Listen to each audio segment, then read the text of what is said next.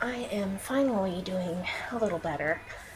They got my insurance figured out, at least as far as the medication goes. So I was able to get my medications from the pharmacy finally, after fighting with them for the better part of a month.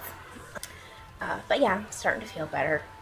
Um, I did have my first evaluation that disability determination set up for me with a doctor to evaluate uh, my back injury issues. And how did it go? Well, Just this. And that's another thing that really pissed me off. She didn't want to hear that. She didn't want to hear any of it. She was just. She was a bitch. I hate to say that. Basically, fuck her. I ended up actually filing a complaint about that doctor because I didn't expect a whole lot from this doctor because it was someone who has been hired by disability to evaluate me. So the doctor isn't really there in the therapeutic capacity. It was not her job to treat me in any sort of way, so I didn't expect to get the usual doctor treatment. I did expect to be treated respectfully and in a professional manner, and I was not. And I did make a complaint with the disability um, determination place I called and explained what happened. And I have ranted about this on different logs. And if you're interested, I will post those. There are people out there who will lie and say that they have disabling conditions when they don't. They just want a free ride. And those people, those are the type of people you want to line up and then just run past in full speed, just smacking all the way down the line. Yeah. And they make that process more difficult, which is kind of an affront to people who actually need it. Aside from the fact that makes this process that much longer and more difficult, it's just the fact that people who are genuinely disabled, most of them would absolutely love to be able to go back to work. Um, I would. I miss work. Especially what I did for years, starting when I was 16 up until about about a year ago when I got to the point where I couldn't do that type of work anymore, was direct care. I worked in nursing homes. I worked in group homes. I did home health care, where I'd go to clients' houses and take care of them in their own home, and I absolutely loved it. I did that for, oh gosh, I have to do math real quick. I guess about 14 years. Um, I did that, and I loved it. I was very good at it. I enjoyed it. I got a sense of purpose and necessity out of it. I really thrived on taking care of other people, and I would love to go back to that. Um, the last year that I worked, because now I've been out of work since last May, and it's January now. Um, yes, about 9 months prior to that, I actually had to stop doing direct care because I reached a point where I realized that I couldn't really trust my body anymore because I was very afraid that I was going to drop a client during a transfer. That was my big fear. And that's what I decided. I didn't want to be the reason that someone had a fall, particularly if was someone who was in a vulnerable and fragile state. If they fell during a transfer and maybe broke a hip or whatever, they might not recover from that. A lot of the elderly, if they break a hip or break any bone, major bone like that, that's kind of the end for them because they just can't recover. And I didn't want to be the reason that happened, especially if it was something that I could kind of foresee. So even after I stopped doing that kind of work, the kind of work that I've done my whole life, um, I tried to do other things. So, I mean, I did make an attempt to continue working, even as my physical abilities started to deteriorate. I started working with a maintenance crew at a hotel resort hotel. And even though a lot of aspects of the job were too much for me physically, the majority of what I had to do was cleaning and just kind of little maintenance things. I learned a lot about maintenance when I worked there. Actually, it was really cool to learn a lot of that stuff. But mostly what I did was cleaning. I was starting to miss a lot of work, um, and coming in late because I wouldn't be able to sleep, and then when I did, I couldn't wake up. I wouldn't hear the alarm, or I just couldn't wake up at all. I actually started falling asleep at work. I fell asleep I was on the toilet at work. I fell asleep, fell off, and hit my head. And my mom came to pick me up, and she's a nurse, and she kind of uh, kept an eye on me for signs of a concussion, which I didn't have a concussion.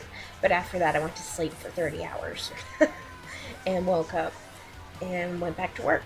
So, I mean, I tried. I really did. But when they finally fired me, I had to call it a whole weekend, and because I couldn't get out of bed. And I mean, I physically could not get out of bed. It wasn't that I was so sick, I was like, oh, I'll just stay here. I couldn't get out of it. And they called me on like the second day and told me that I had to turn in my keys, and I said okay, because I fully understood it, and there was absolutely no resentment or bitterness there. I understood it. If I had known at the time that you can't get unemployment when you are waiting on a disability, I would have quit instead of making them fire me. But I thought I could get unemployment to kind of help me during the time when I was waiting for disability. But that doesn't work. So you can't do that. They don't allow that. So anyway, I mean, if I could take care of myself, if I could work, I would. I really, really miss direct care. And another reason that they can deny you disability is if they feel that you are not doing enough to treat yourself, which means you have to go to your doctor's appointments and follow through with, their treatment and medication schedules, whatever. And that's frustrating. I mean, it makes sense, but it's frustrating just because I'm having difficulty finding doctors who take my insurance, because I have consumer's choice, which I have another video where I kind of blast them because they did screw up my medication for like almost a month. Uh, it's the 24th of January now, and at the beginning of January is when I started having an issue where they wouldn't let me get my medication. My insurance would just come up as denial for it, so I couldn't get my meds. So I had to fight with them. I was on the phone with them every day, just fighting to get somebody to fix the issue. And it seems to be somewhat resolved now, as far as medication goes. But they're still refusing some of my tests that I need to have done, particularly an MRI. And when I call them, they say that it's all fine, go ahead, schedule it. But when the testing facility calls to schedule it, to run it past the insurance company, it gets denied. What sucks about that is that the disability people can kind of look at that and say, oh, she's not getting the testing that she should, she's not doing what she needs to do to take care of herself, and deny me, even though it's not my fault. I would, jump and get my MRI tomorrow if my insurance company would let me. So it's their fault. And if disability decides I'm not doing enough to treat myself, I will be very, very angry with my insurance company, even more than I have been. So hopefully they'll be understanding about that. Psychologist, on the other hand, that is more difficult. The closest one I could find that takes my insurance is about 90 miles, 90 miles away. So, and the problem with that is with the psychologist, you would see them at least once a month, preferably more often, probably maybe once a week, ideally. But I can't afford to drive 90 miles, that's 90 miles from me, almost 200 miles every week or every other week just to see a shrink. I can't afford that. That's a ridiculous amount of gas. And it's just not feasible. It's not something I can do.